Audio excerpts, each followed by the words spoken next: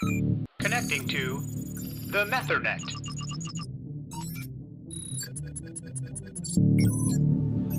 Methernet now connected.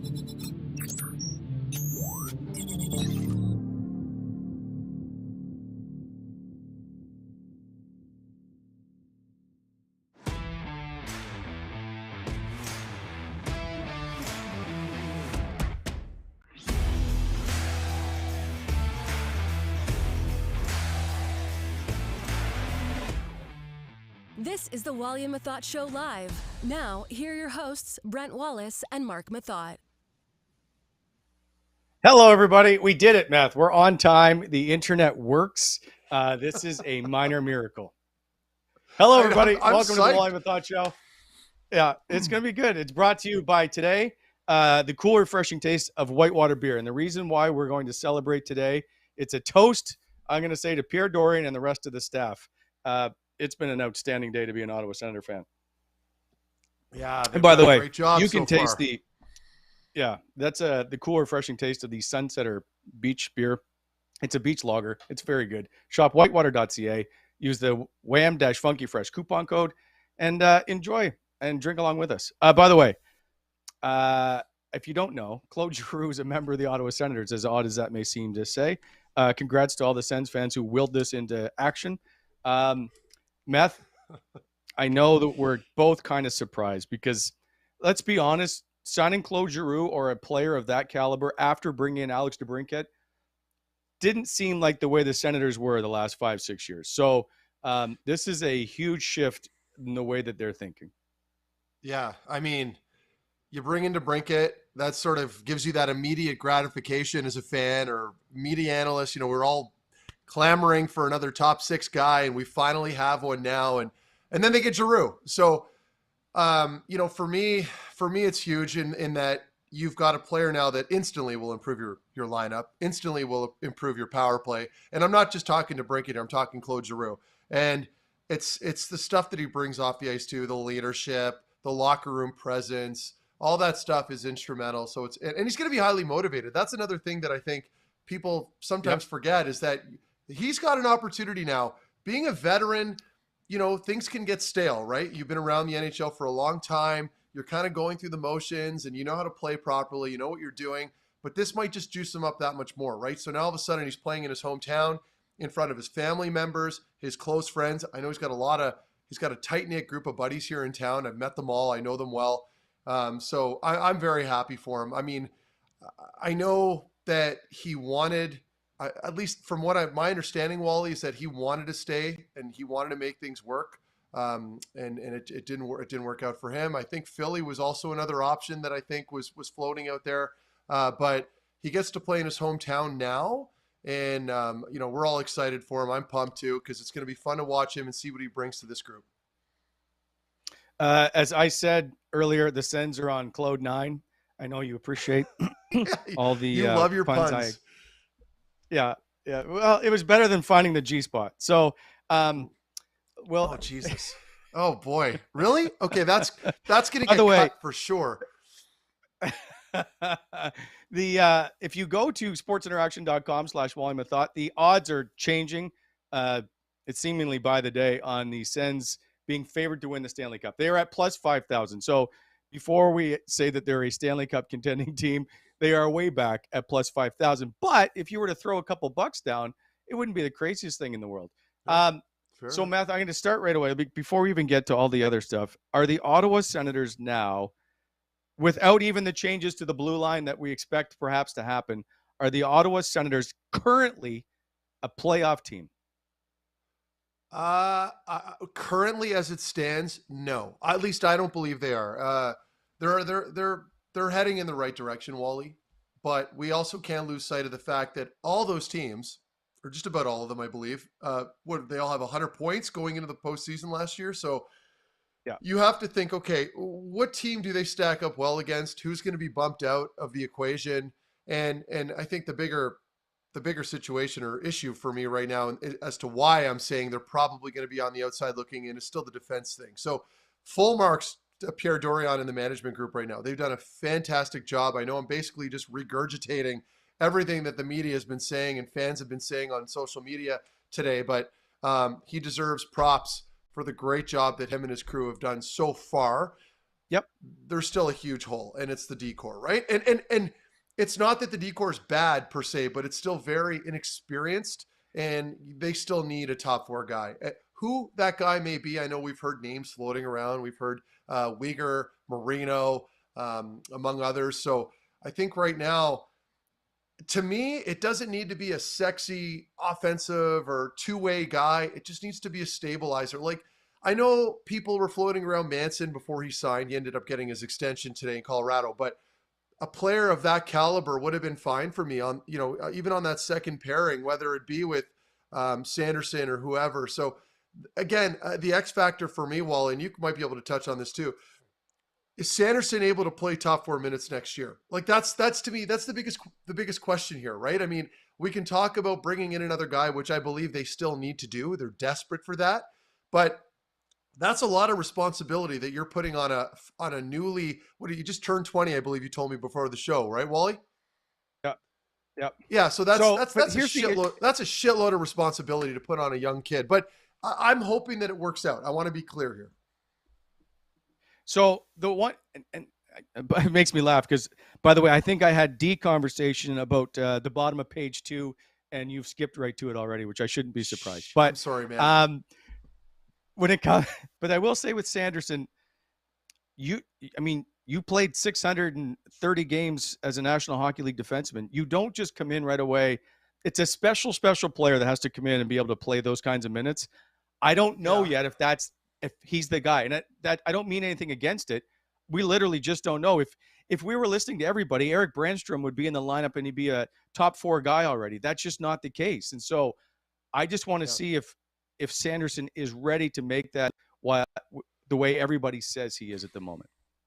Yeah, and no, these are fair points, and this isn't us raining on anybody's parade. I mean, I know that Sanderson, and I spoke to a couple players that are familiar with his game a little bit, and they were raving about his play, at least at the collegiate level, right? Like when he was at North Dakota, like, he was fantastic, and there have been some comparables floating around out there where he was on that same level when healthy with players like Adam Fox, and we all saw that earlier if people are paying attention to the TSN panel, they touched on that a little bit too. And I agree. I think if he is on that level, you can make an argument that he can step right in and play and contribute. But like, think about it for a second here.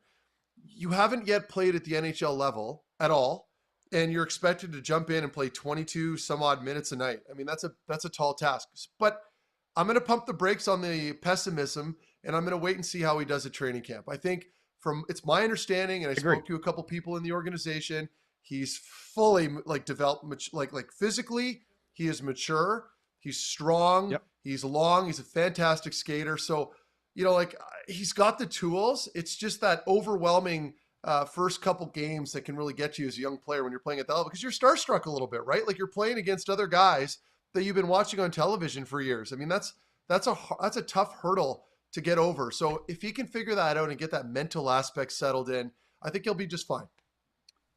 Okay. We're going to come back to that because we're going to talk about Brandstrom later in the show too. But first, back up to the remake of the top 6. And I don't even know if the DeBrincat, Stützle, Giroux line, which may or may not be the way it goes, and probably is obviously to start the year, if that's the number 1 or number 2 line. So I don't know that it gets stated enough, but Alex DeBrincat is a 2-time 40-goal scorer.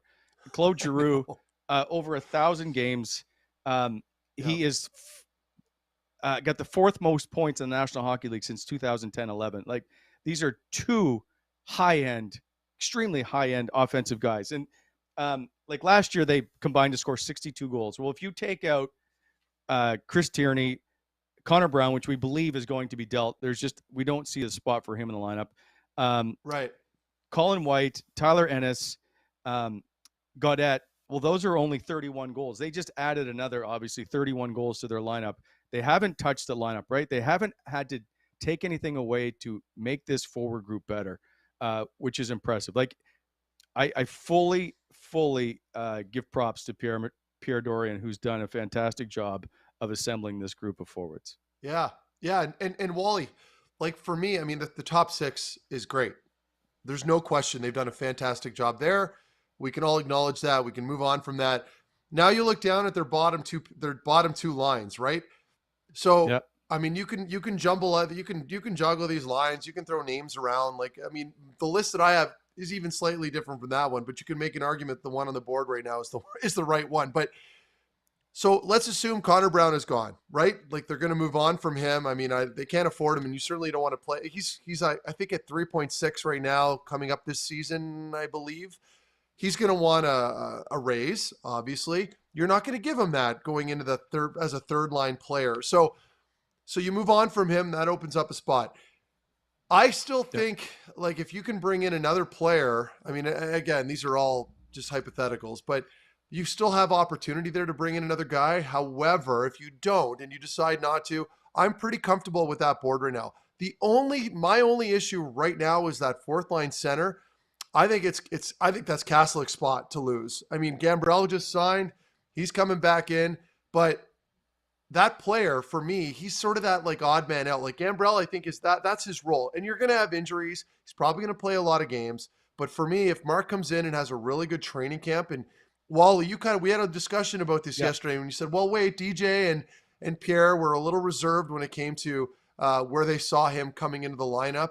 I think they were just playing with their words a little bit. I think they're being very cautious, and they don't want to just give him the job, right? They want him to make sure he's going into the summer.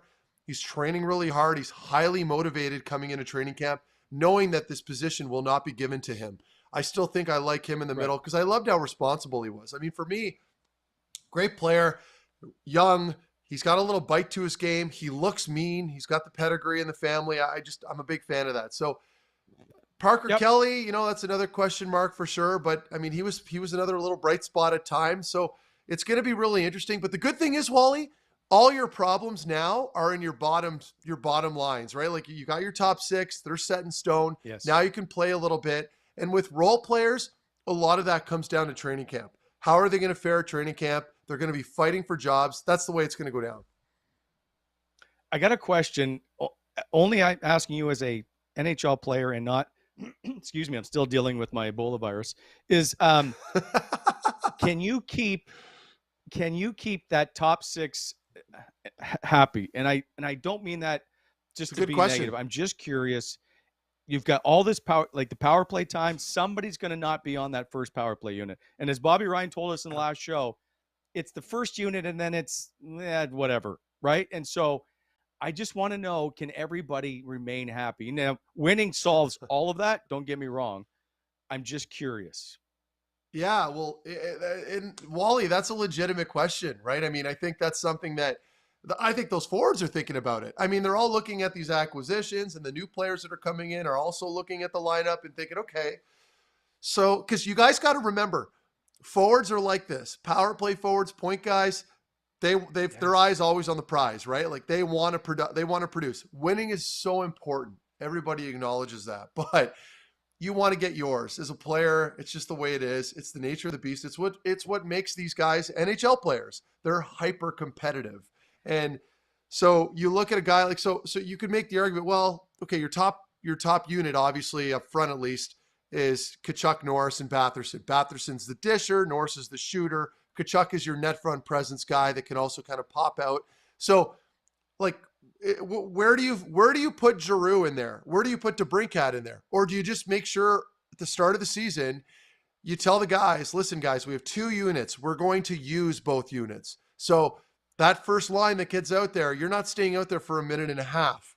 I want you guys changing when you get the opportunity. Like, I don't know that you can say that to power play guys, right? Because if they're out there and they're feeling it and they're handling the puck, like you're not just going to yank them off the ice for the sake of yanking them off and then sending out your second unit. So there's going to have to be some sacrifices made for the greater good. Giroux might have to take a little bit of a step back in his role. Is he going to be comfortable doing that? I think he can take it a little bit, only in that, he's been around the NHL for a long time. He wants to see the team succeed. He's made his money. He just wants to win games. So I feel like a player like G will have that right attitude. I don't know anything about DeBrincat. Like I know nothing about him. I saw highlights of him where Patty Kane was setting him up on all his goals. So his production naturally will scale back a little bit too. people need to be prepared for that. He's not just gonna come in here and score another 40. I hope he does. But Wally, I mean, when you saw the highlights, right? Like it's all Patrick Kane 2-on-1s with DeBrincat setting him up on those sick passes. So you still get a really good player, but I think people have to manage their expectation level when it comes to these guys. All I know is Alex DeBrincat scored at will in junior without Patrick Kane as his center. I understand. I'm just arguing with you. I'm telling you, you still have to score the goals.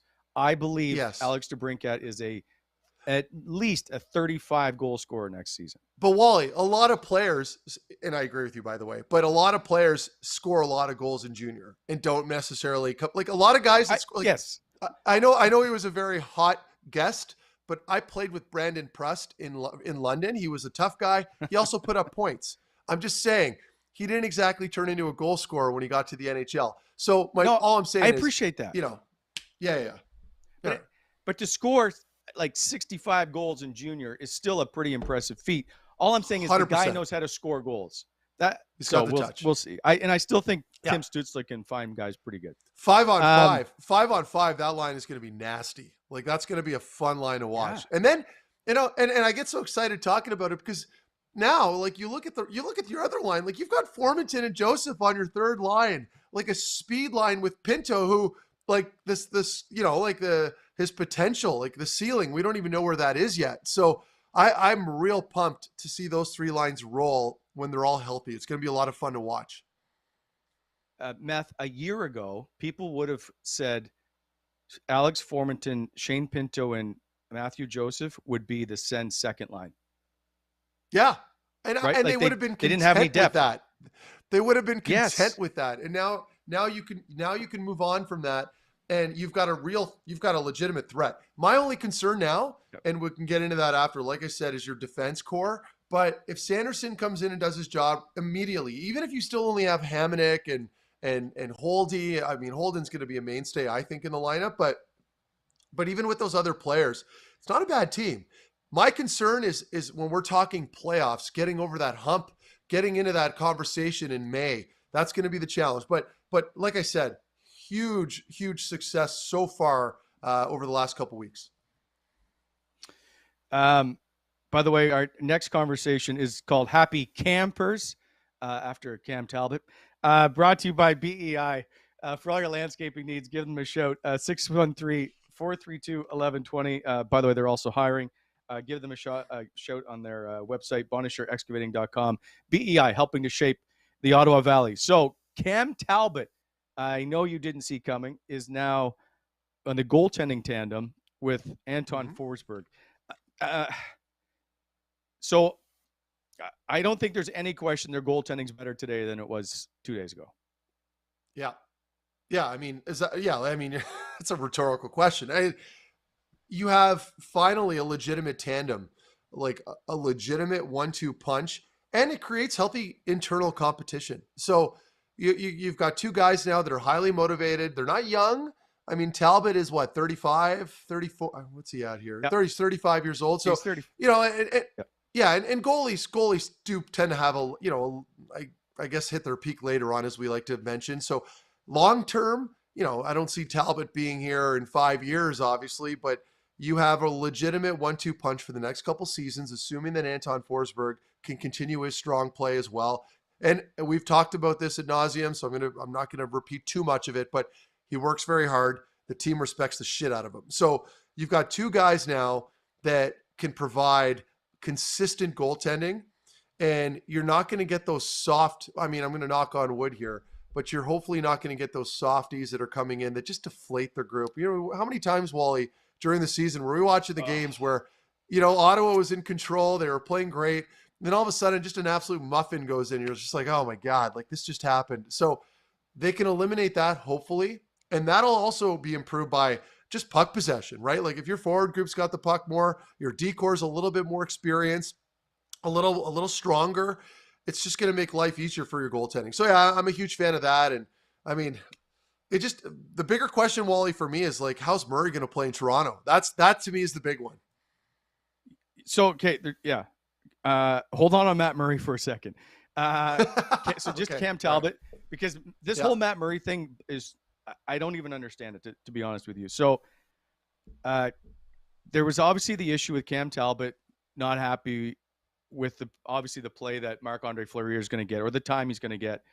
And so he wanted out, but and I know he lost his job in the playoffs to Marc-Andre Fleury, but Cam Talbot finished the year 13-0-3 with a .917 save percentage and a .235 goals against average. In his last 3 seasons, he's a plus 900 save percentage guy.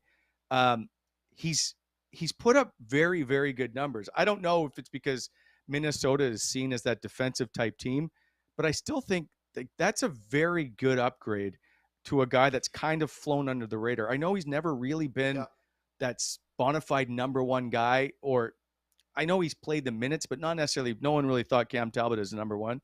I really like him splitting time, which is what I think they're going to do with Anton Forsberg. I believe this to be and I think you're going to see with most teams now, splitting the playing time and not you get 55 games and the other guy gets a lot less.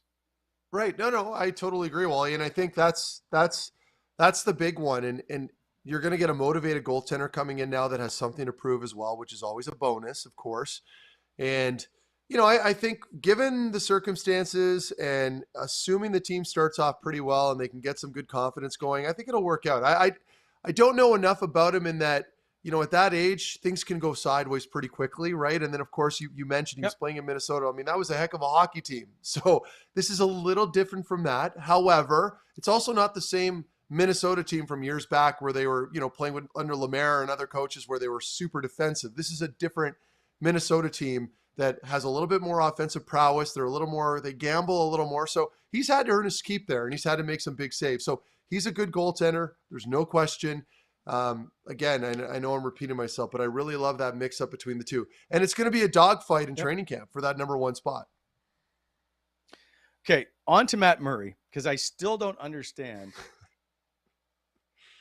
what the Leafs were doing. And to me, this is more about Kyle Dubas than it is Pierre Dorian. I know they gave up Matt Murray, gave up might be the wrong word, plus a 3rd and a 7th round pick, and they're continuing, the Senators are going to pay 25% of his salary. That seems like a major win for a guy that both sides wanted to move on from. Like, Matt Murray didn't want to be in Ottawa anymore, and the Sens didn't want Matt Murray in Ottawa anymore. That became blatantly obvious. It just didn't work. And Ottawa made the right call. Like, you can't just keep giving him all these chances. Eventually, you've got to cut ties and move on. And even if Matt Murray goes to Toronto and has a great start or a really good season, I still think Ottawa made the right call because it's just not worth the gamble. With what you have right now from what you've seen in his play over the course of the last 2 years, I mean, it's evident that Ottawa had to absolutely move on from this. So, I know that there was no concussion issues there. It was a neck issue. I know people in that camp, and it was a neck problem. Could Matt Murray play if he had to today? I don't believe he could. But, with training camp not until September and moving forward and lots of time until then, he'll be healthy come around that time, and I'm sure he'll be motivated. We saw his comments. He was excited to play in Toronto. So, I think it was just time to cut ties, and I think it's going to be good for him to move on. But, you talk about Dubas. It's a bold move, right? Like, if this falls apart or Matt Murray just lays an egg in those first 5 games, how do you think the Toronto media and fan base is going to take that? I mean, they're bullish there. Like, they're bold. They're always expecting like top tier quality goaltending, defense core, et cetera. So it's a tough spot to be in, Wally, and it's certainly going to be a really difficult market. But if he rolls with it, he'll be a hero. So you're either going to be the hero or you're going to be the villain. They're going to kick you out of town. It's so interesting. I just don't understand that you're taking they just set a Leaf record for most points in a season or wins or whatever it was, that you're taking a team that's considered a legit Stanley Cup contending team and you're banking on a guy that struggled for the last 3 years for the most part. Yeah. Okay. Yes. No, it's a huge gamble. And I think that's where all the criticism is coming from. I mean, you're in your window right now, right? Toronto Maple Leafs are in their window to win this, and there's a ton of pressure on them. And then you go with an unproven goaltender. I mean, and you could make the argument, well, it was pretty thin. There wasn't a lot available out there, and they're up against the cap, so they had to wiggle some stuff around to make room. But when you see other goaltenders moving around afterwards, like Cam Talbot, for example, it makes you wonder. I'm like, what were they thinking? But so they must see something that we haven't. Granted, we've been covering all their games this year, so I don't know who has a better vantage point than Ottawa Sens fans and us. But again, I don't want to be too critical of the player because I know he's a really good dude, and I know guys like him or whatever. But it's a business, and it just didn't work for him in Ottawa, and that's just the sobering truth. And he's going to have to move on now. And the Sens fans gladly, it sounds like, are moving on as well. And we've got some fresh faces, one of them being Cam Talbot. I think it's going to be a nice change. The only thing that this makes sense is if you and Matt Murray have a deal because of the tweet you made last year about the Sens being better than the Leafs, that Matt is going to help you out with that. That's the only thing I can think of. Oh, you guys pulled it up. Well, everyone was tagging me in that over the last day and a half or so, especially after they signed DeBrincat. And then, of course, with Giroux, people were like poking. And so finally today, I'm like, I'm just going to retweet this thing and see what it does. And I'm not getting any negative feedback this time. Like, Toronto fans are awfully quiet. So it's a good thing. By the way, for those who are listening on the audio podcast forum, Meth's tweet is Ottawa will have a much better team than Toronto in 2 to 3 years. It won't even be close. Okay, we keep going over this. I'm just curious if Ottawa, how far they can jump if other teams decline in the Atlantic, right? Does Boston take a step back? Does Toronto, because I don't know what's happening in goal, do they take a step back? Yeah, I mean, you tell me. I'm looking at the list now. I just pulled it up again. Who's going to regress? Who's going to take a significant step back? I mean, it could happen to anybody. Anybody can just collapse, I guess. But they're going to need to pick up some big points. And I mean, Pittsburgh still has their big gun there, obviously, and Washington, same situation. So I'm looking at those bottom feeders. I shouldn't be calling them bottom feeders. 6, 7, and 8. Boston, Pittsburgh, Washington. All three of those teams still have their big leaders. They still have their big names. So I don't know. I don't know if they're going to be regressing that much. It's hard to say, and they might. But when you've got players of that caliber, Wally, it just doesn't usually happen. So you got to hope that maybe Father Time catches up to some of these guys, and maybe they don't produce the way they have been. But it's going to be an uphill battle for sure. But I think what Sens fans need to kind of make sure they're aware of, or at least stay mindful of, is that even if Ottawa doesn't make the postseason this year coming up, it's not the end of the world. As long as you're progressing in the right direction, you're trending upwards, you're in the conversation, right? Like, you're in the conversation come May, leading into the postseason, where you're fighting for a playoff spot. You're still got all the fans behind you. So, if they go after a top 4 guy and Sanderson works out, you get consistent goaltending, and your forward group, particularly your core guys, take a step forward. Yeah, you could have this conversation, and it's a possibility. I'm in the firm belief that it's still a long shot, only because, like I said earlier, Wally, and I think you can elaborate, those top 8 teams, I don't see them inching backwards that much. I think they're still very much in that conversation. They're still it's very much their spots to lose. I don't know. I see Ottawa just barely missing out again this season. Something tells me Washington takes a dip. See, I looked at that with Boston. Yeah. Boston, to me, new coach coming in. Is their goaltending strong enough? I do like Jeremy Swayman. I won't deny that. But is there some, and as you say, Father Time issues in there? I don't know, man. Those guys are so competitive. I'm going to be closer. I know, but as we get closer to the regular season here, based on what they do on the blue line, I'm in the team playoff camp here. Yeah. Well, okay, fair enough. So wait, whoa. You think they're going to make the playoffs?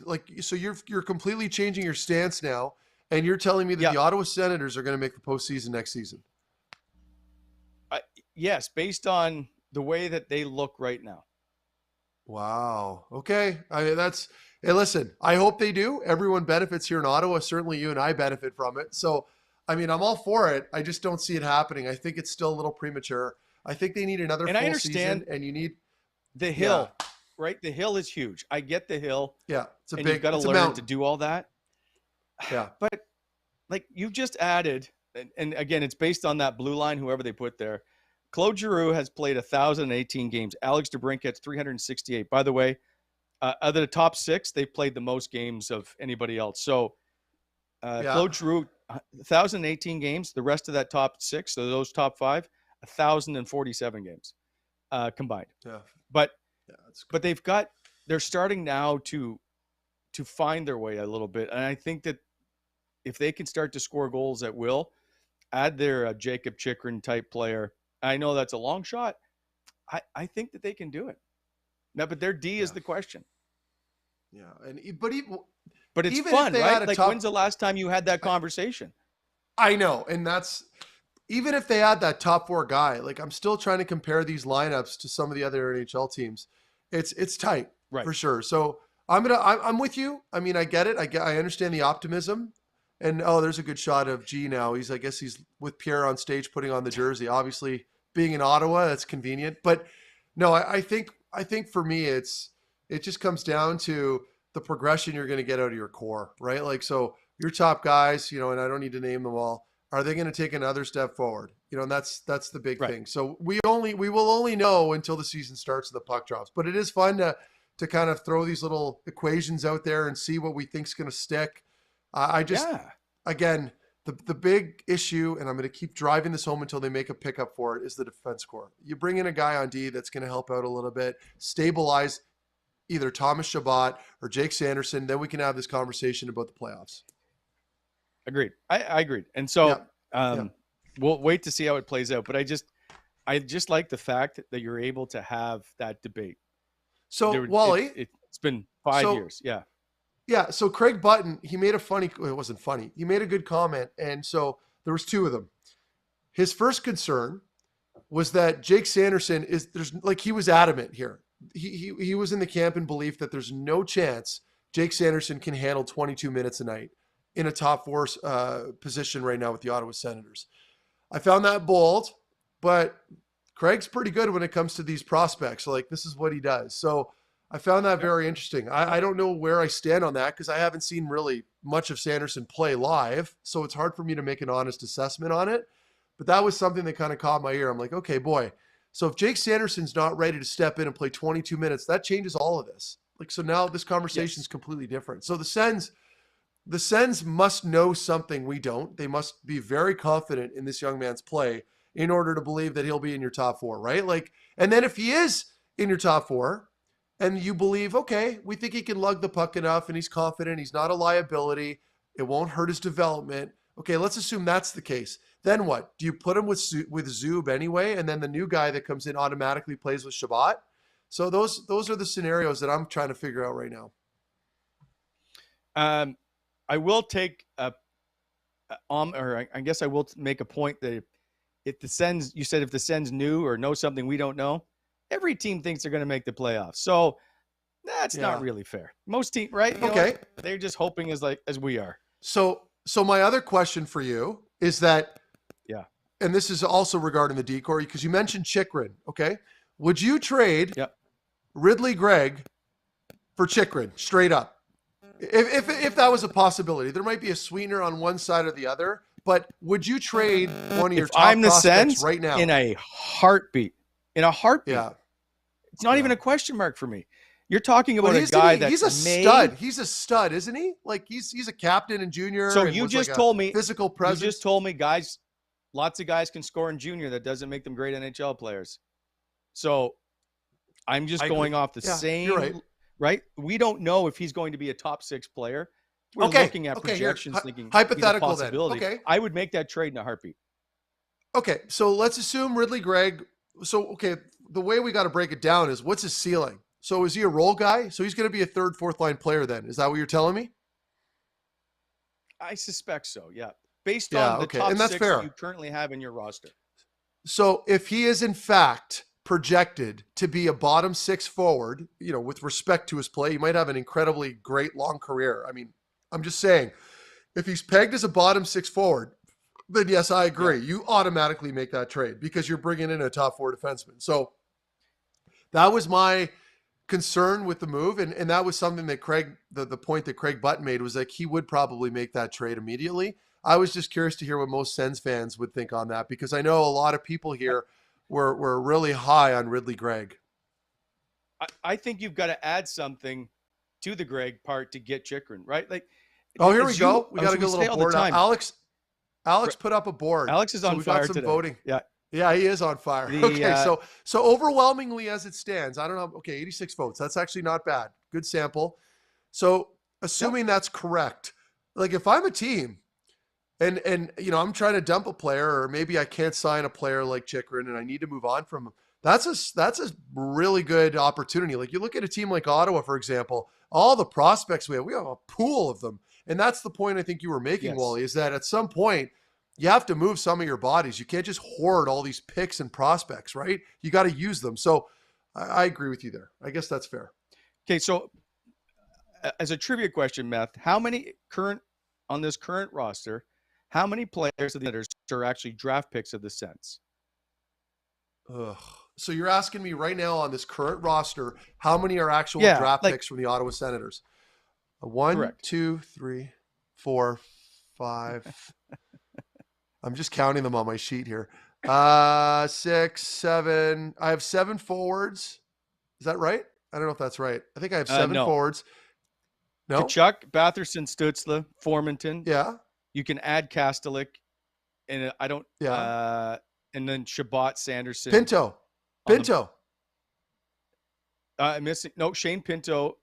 Sorry, he is a draft pick. I was thinking he was selected. I love being right. And then anyway, so it's all my point is it's like 6 or 7 guys. We talk about drafting all these 10 players or 7 players every year, and we talk about how they're all going to play. One of them is going to play in the National Hockey League. So you start moving pieces around to get the players you need. That's all I'm saying. Okay. It's no, and that's we and that's think a fair that point, all Wally. these players that were drafted this year are going to be in the lineup. That's just not reality. They may play 1 or 2 games, but they're not regular NHL players. Okay, so you're talking to me right now about draft picks.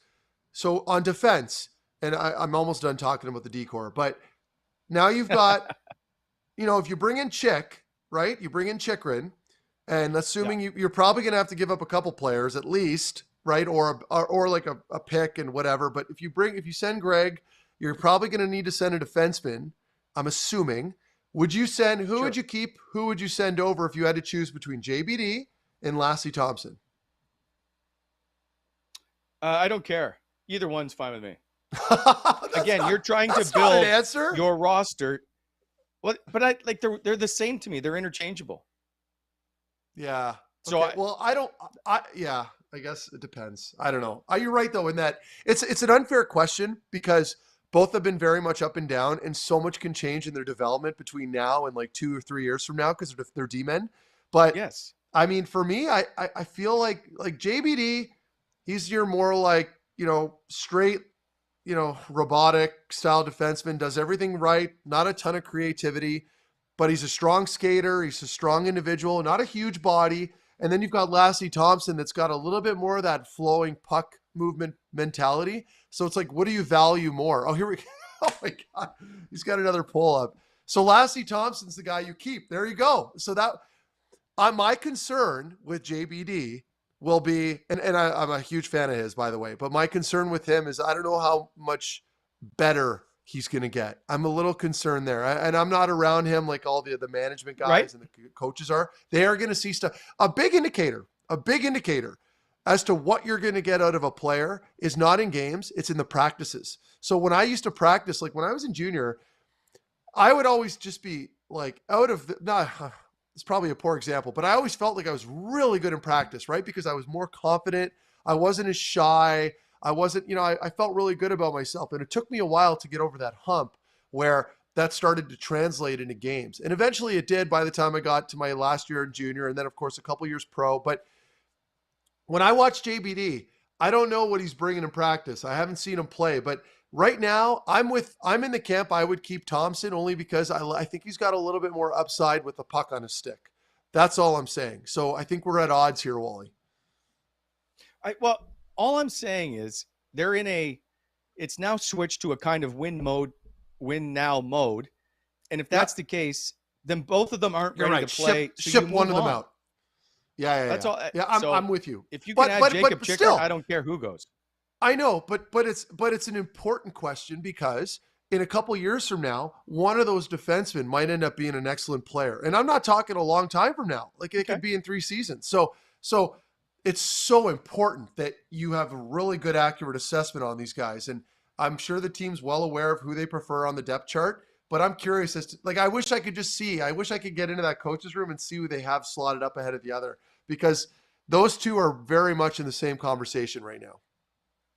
Yeah, I think Lassie Thompson's ahead of him only based on Thompson having played more NHL games. And he was better in the games. I should know this. You would think I would know this.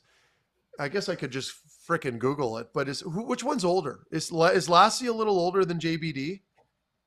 I feel like Lassie Thompson is a year older, but I'll tell you in a sec.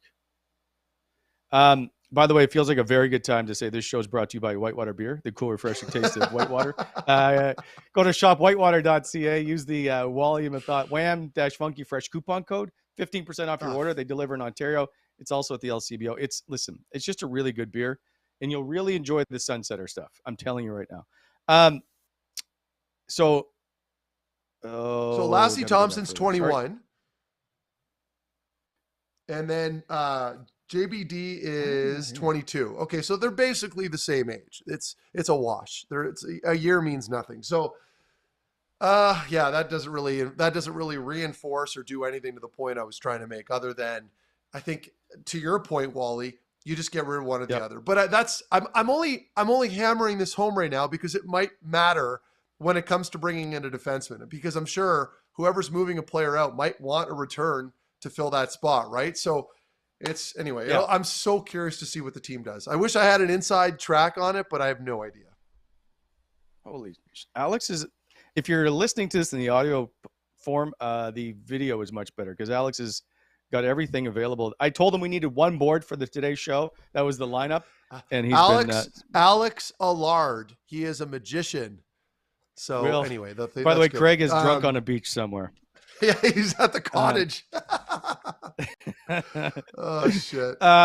Anyway. Okay. Still speaking of D and development camps, we just saw the return.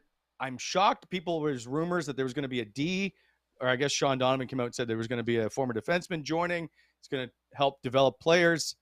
People thought automatically it was you. Nope. Nothing. So did the Sens contact you? By the way, it's Wade Redden, who we all love, and I'm excited to see him back. But the guy never ages. He's got like Dick Clark syndrome. No, he just never ages. Although, I guess he's the right. He's the guy.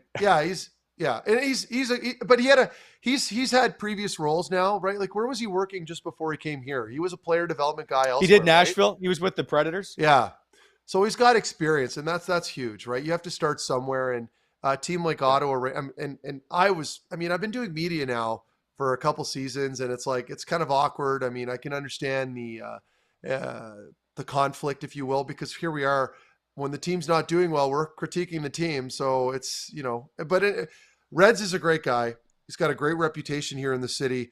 And I think for me, like when I look at what he'll be able to bring, I mean, he'll be able to help guys out like Thomas Chabot. Like when you look at Shabby right now needs to get over that hump, right? Like that offensive hump, if you will. And I think that'll improve when he gets a better partner, but his production still isn't necessarily where I at least this is what I believe. Okay. And I might be wrong. I still think his production could be better. I still think he could be a much better threat, bigger threat rather, on the power play. Those are areas where I would like to see him take another step forward, which I think he will. A player like Reds, offensive minded guy, really smart and poised in the offensive zone, I think can help Thomas. So, it was a great hire by the Ottawa Senators, and it's an immediate impact, right? Wally, like you have the name, we played. Well, you and I have been talking some about of Ottawa's this, right? best years, right? Like, but if you're Thomas Chabot or you're JBD and you see Wade Redden on the ice, who's played 1,000 games, who was a member of the Olympic team, who was World Cup, all that stuff, exactly, and he's now 100%. talking. It's huge, yeah. So it's a no-brainer. It's a huge asset to have. When you bring in a retired NHL player of that stature, Not a pigeon like me. When you bring in a real player that's been an all-star, Norris Trophy, whatever, conversations, multiple Norris Trophy conversations, like he was a terrific defenseman. You've got the players' respect immediately. It's no question. Like, I remember being in the locker room and seeing retired players, and when a significant player would come in and maybe talk to you, you just sat there and listened to him, right? Because you remember watching him growing up. So, I guess we're kind of beating a dead horse now. It's a great hire. He was so. Media members aren't supposed to ask for autographs, obviously, and I'd cover Wade every year, but his first year, I think, in the National Hockey League, and I knew he was leaving because it became he was UFA, and he was leaving in the last day of Sure. the season. And I was like, will you sign a stick for me? And he actually came out with it already. He was ready for me anyway. He handed me the stick. It's one of the few ones that I have. That was the first one I ever got, was from Wade Redden. I just think the world of him. Not only on the ice, but really good dude off the ice. Oh, that's cool. Right on. By the way, if you like today's show, please like and subscribe it. I do have to question for you, and that is development camps going on now. What was your, I guess, development camp like? Yeah, did something happen? Yeah, I had a tough start, Wally. So I was drafted by the Blue Jackets. I was a 6th-round draft pick. And when you get drafted, your first experience being around the NHL is at development camp, right? So not at the time, it was not, a week and a half later, I was in Ohio for dev camp. We land. We're staying at the Crown Plaza at the time. It was just a dump of a hotel. And my roommate was Trevor Hendricks. Trevor Hendricks was another defenseman that happened to be from Ottawa and played in the same minor hockey system as me. And we were, I think, other than he and I think Grant Klitzum maybe was drafted as well, we were the only players out of that league, the Ottawa league that we played in growing up through minor hockey, that got drafted into the NHL. So Hendo and I ended up going to the same team. Hendo, I think, was an 8th-round draft pick. So we get there. And players are the first day, there's nothing happening during the day. You show up and meet at dinner, right? Dinner time, everyone's wearing suits and ties, sitting at round tables. There's a buffet, and your GM's going to speak, your coaches are going to speak. They're all going to scare the living shit out of you, and then you go back to your room. So before that, Hendo and I get in our rooms, and we look at the time. There's little shitty little clocks beside the bed. And I think dinner was at like 5:30. We had to meet down in the conference room or whatever it was. And our clock, I think it said 4:30 or something stupid like that. It was, so Hendo and I are like, yeah, let's go buy some chew. At the time, we both chewed tobacco. I've kicked the habit, full disclosure. So we walk down the street, because chew in the States was very cheap, right? It was like, $20 here in Canada for a tin. It was like $3, or not even that, in the United States. So we're walking around, and, we're taking our sweet time, and I get a phone call, and we had cell phones, but they were like analog style cell phones, right, Wally? Like, it wasn't like a smartphone or anything. The flip phone. Yeah, it was a flip phone or whatever it was. And Barry Brennan, our strength coach at the time. Yeah, it was I think I had like a TELUS or something. Anyway, it doesn't matter. I was 17 or 18 years old. And I get this call from Barry, and Barry Brennan was the team strength coach at the time, in Syracuse, the farm team, and he was from Ottawa. Barry later on went to become the head guy. But in any case, he goes, hey, Hendo, Meth, what are you guys doing? I said, we're just walking around. We're thinking of stopping at Wendy's. We're pretty hungry, and we bought some chew. He goes, well, you're fucking late for the meal right now, so hurry your asses to this room now. My heart sank into my stomach. I'm like, oh no. So we run to the room really quickly. We throw our shirts on, like a golf shirt with a tie, something stupid. Run into the room. Everyone's sitting there dead silent at these round tables, just, staring at us as we walk in. Doug McLean, who was not shy to speak his mind, was our general manager. Doug McLean, in front of the whole group, gives us one of these, with the finger, like calling us over. So Hendo and I walk over. He gets up. Everyone's just sitting there, like, watching. It was like entertainment for all these guys. And I'm already shitting my pants because, like, I'm a rookie. I've never done this before. And I'm like, oh my God, Doug berated us in front of the whole group for a good, minute. A minute is a long time. It's an eternity when you're getting yelled at for the first time from it. And I'm a 17-year-old.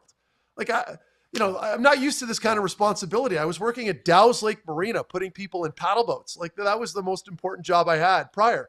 So he told us, I'm going to send both of you fuckers home if you don't show me that you belong here all week, or whatever he said. It scared the living shit out of us. Needless to say, Hendo and I went on to destroy the fitness testing the next day. I broke a bike record, and I think Hendo killed all the other tests because he was always upper body, like very strong. And we both had terrific training camps. So we were able to laugh about that with Doug McLean after the fact. But like, I can't stress this enough. Like I get goosebumps thinking about it, that feeling. I remember it vividly, walking in the room, and it's like, what do you do? Like you take your lumps if that's the case, and you move on. But we were able to get through it. We had a good training camp, and we were able to move on. Yeah. Were you ever late again? No. And I'm so punctual. Like, and I'm not saying that event changed my life, but it probably had a profound impact on it it drives my wife crazy. Like if we're going to the cottage tomorrow and I say we're leaving at 8:30 tomorrow morning, I'm the nut job in the truck honking the horn at like 8:29. Like, let's go. Yes. Which immediately creates a fight, like right away. Like she just wants to kill me. So I do that all the time. If we don't leave at 8:30, I am not in a good mood. My day's ruined. Just be ready. Yes, just be ready. So we'll be going on long trips to like Fredericton, which is a 10-hour drive. And really 2 minutes isn't that big a deal, but I'll be like, I told you we are leaving at 8:30. Like, I don't know what more I need to say here. Oh yeah. It impacts everything I do, Wally. Like everything I do. I'm like that. Yes. And it's part of that. And you're the same, right? Media is no different. Like you have to be on time. You cannot be late because you're going to be live on camera. It's same with hockey players. Like, we have to be on time or you're going to get fined or you're going to get in trouble. Like it's just, I think it's made me a little crazy, but that's okay. If you're on time, you're late. I guess it's funny now. I was 15 minutes early for the conversation that TSN used to lay me off. So I was on there before anybody else. Yeah. By the way, Doug McLean has that voice because he coached me in hockey school, I think 2 years in Fredericton.